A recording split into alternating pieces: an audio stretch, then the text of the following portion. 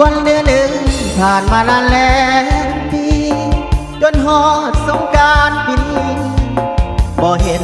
น้องนางกล่าวอันคงงานเย็ดแซมที่สวรรค์นครเวียงจันทร์ภูเขากลับมาดินบ้านแต่น้องนั้นเขาว่า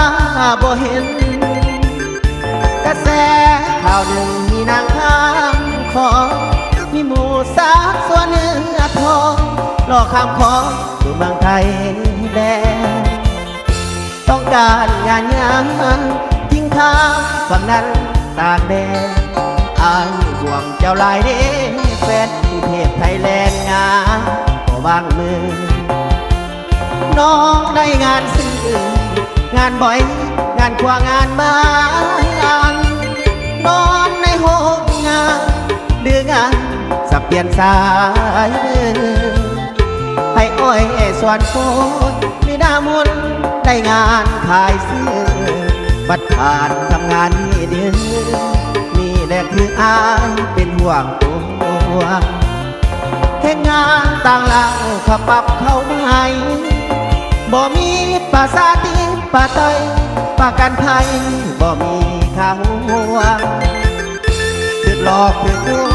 วงไปตามทวงบ่แสเอาตัวพ่อแม่ห่วงใยทูลหัวอยากจะซ่อนตัวไว้ซ่อนขอให้ตา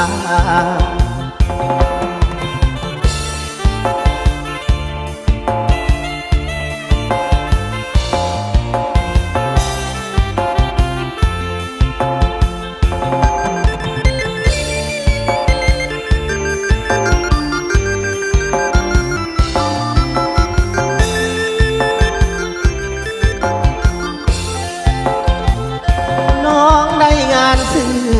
งานบ่อยงานกว่างานบ้านนอนในห้องงานเดืองานสับเปลี่ยนสายไอ้อ้อยส่วนโตในหน้ามนได้งานขายซื้อบัดผ่านทำงานนี่แล้วคืออายเป็นห่วงตัวแค่งานต่างหลังขับปรับเข้าให้บ่มีภาษาตีปาไตยปากันภัยบ่มีข่าวห่วงถึกหลอกถึกลวงไปตามทวงบ่แสเอาตัวพ่อแม่ห่วงใยทูลห่วงยันซ่อนตัวไว้ซ่อนหอยตา